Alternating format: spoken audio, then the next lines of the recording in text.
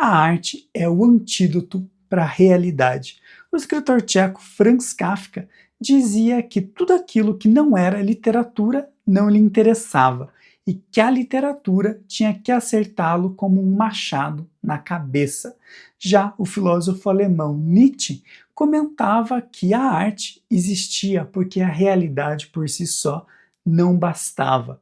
E Adorno, outro filósofo alemão, comentou que era impossível existir poesia depois de Auschwitz. Na prática, isso significa que a gente precisa da arte, da cultura, como experiências práticas da nossa existência, sem as quais chega a ser até difícil a gente suportar a realidade.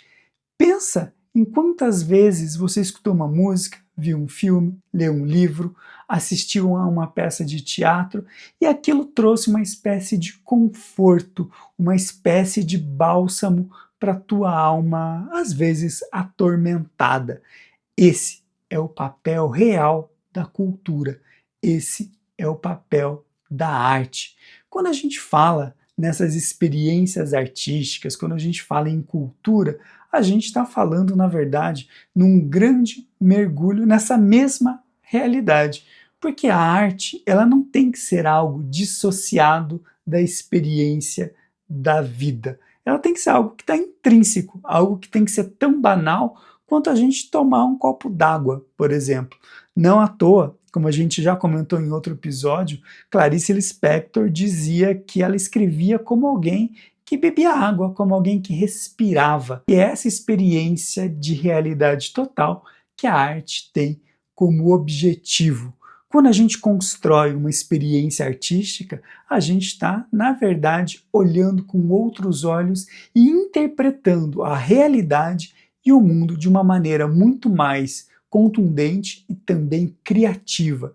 Por isso que é tão importante a gente muitas vezes deixar esses espaços fechados, como esse escritório aqui, como o seu quarto, como a sua sala, e experimentar a cidade como um todo. Experimentar os sons, os sabores, os cheiros, experimentar também aquilo que vem do outro. A gente tem cada vez mais se tornado sujeitos individualistas, sujeitos fechados nos nossos próprios espaços, que é inclusive um resquício daquele medo pandêmico do Covid-19 e que a gente acabou adotando como uma medida de segurança e também de certo comodismo. Pensa como antes os filmes levavam tempo para ir do cinema para o streaming. Hoje é questão de dias, semanas, no máximo. E faz com que a gente perca um pouquinho daquele gostinho da sala escura, da experiência da sala escura, como já dizia o Lipovetsky também. Cada vez que a gente experimenta a arte na sua totalidade, a gente também está experimentando a vida e a realidade na sua totalidade da mesma forma. Henrique Villa-Matas, o escritor catalão, quando comentou sobre a obra do Paul Auster, ele disse uma frase muito interessante: caminhar é desenhar. Ou seja, quando a gente está na rua, caminhando, passeando pela cidade, a gente está também transformando aquilo numa experiência artística, numa experiência de vida. E o mais interessante é que ele falou isso justamente sobre a trilogia de Nova York. Um livro, ou melhor, 3 livros em um, em que a cidade de Nova York é também um personagem bem fundamental para a trama, tanto por esconder quanto por revelar os mistérios. E é nessa revelação e nesse espaço urbano que a gente consegue entender como a arte caminha com a gente e desenha com a gente também. Por isso é tão perigoso a gente viver a realidade trancados em casa, como se elas fossem casulos que nos protegessem do mundo, mas que também nos impedem de olhar o mundo com os seus desafios e os seus perigos. Afinal, o perigo também faz parte do crescimento e do desenvolvimento intelectual. Quando a gente comentou no episódio passado sobre por que a inteligência artificial não produzia arte, a gente usou como exemplo Guernica, um mural de Picasso, que surgiu justamente de uma realidade muito trágica, o bombardeio da cidade de Guernica durante a Guerra Civil Espanhola em 1937.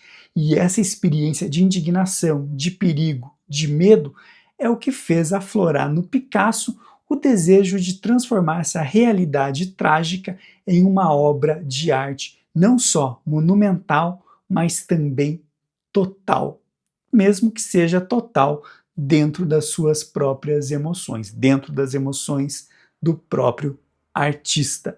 E é aí que entra a função primária da arte, que é a gente conseguir fazer esse trânsito entre os nossos desejos, os nossos medos e a construção de um repertório que nos permita transitar pelo mundo. Porque, como dizia Jane Jacobs, uma importante jornalista dos anos 1960, que tinha um olhar bastante arguto para a urbanização e para o urbanismo, se não existe gente na rua, não existe cidade. Se não existem pessoas consumindo e produzindo arte, a arte morre em si mesma.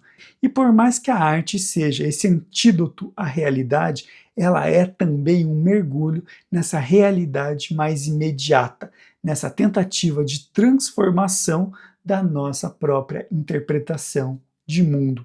E quando a gente comentou ali atrás sobre o perigo de nós nos trancarmos em casa, a gente revela um outro perigo da pós-modernidade, que não é apenas a modernidade líquida do Bauman, ou ainda as identidades híbridas do Stuart Hall, mas sim aquilo que a gente chama hoje de tecno-feudalismo, o domínio pelas grandes big techs da nossa realidade e da maneira como a gente enxerga o mundo, da maneira como a gente enxerga a nossa realidade. Também no episódio em que a gente fala sobre como a inteligência artificial jamais vai criar obra de arte, a gente comenta sobre a experiência da arte como uma experiência sensorial. A gente precisa olhar para esses sentidos e perceber como eles nos transformam e também nos formam enquanto sujeitos, enquanto pessoas pensantes, enquanto pessoas que querem transformar a realidade por meio da arte e da cultura.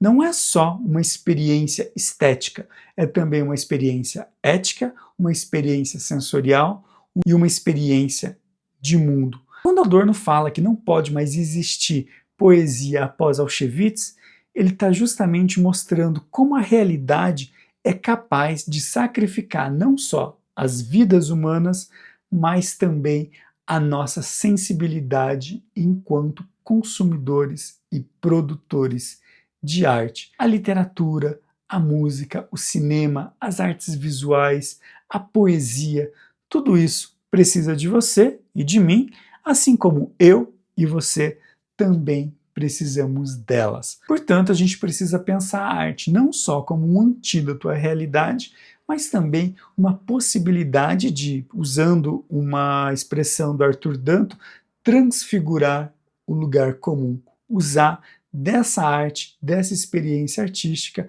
para reconstruir o mundo de uma maneira muito mais interessante, criativa e justa. Além, claro, de a gente construir um repertório capaz de nos fazer perceber o mundo de uma maneira completamente diferente. Por isso, deixa nos comentários aqui quais são as obras que fizeram você também olhar o mundo de uma maneira completamente diferente. E quando a gente pensa em experiência urbana versus arte, a gente pode pensar em vários aspectos, desde a pop art, desde os grafites do Keith Haring, mas também como Berlim transformou a música do David Bowie naquela maravilhosa trilogia Low, Heroes e Lodger, que são, entre tantos discos do David Bowie, alguns dos meus favoritos. E também a gente pode pensar na cidade de Roma, como ela transformou o olhar do Morrissey no disco Ringo Leader of the Tormentors, de 2006, que é também um dos meus discos favoritos dele. Por sinal, a gente vai falar em Morrissey muito em breve, porque ele está com um disco novo na área e é um disco bem legal. Então, quando a gente pensa essas experiências urbanas e essas experiências de realidade, e essas experiências de arte também, a gente precisa sempre olhar com carinho e com cuidado para o que a gente realmente está dando valor. Conta para mim quais são as obras que fizeram a sua vida mudar e transformaram a sua realidade. Se esse episódio fez sentido para você, eu peço para você se inscrever aqui no Prosa do Mundo, já ativar o sininho para ficar por dentro de tudo e também compartilhar esse episódio com pessoas que você sabe que também gostam de arte e gostam de debater cultura. Espero que vocês tenham gostado desse episódio e a gente se vê no próximo vídeo. Tchau, tchau e até lá!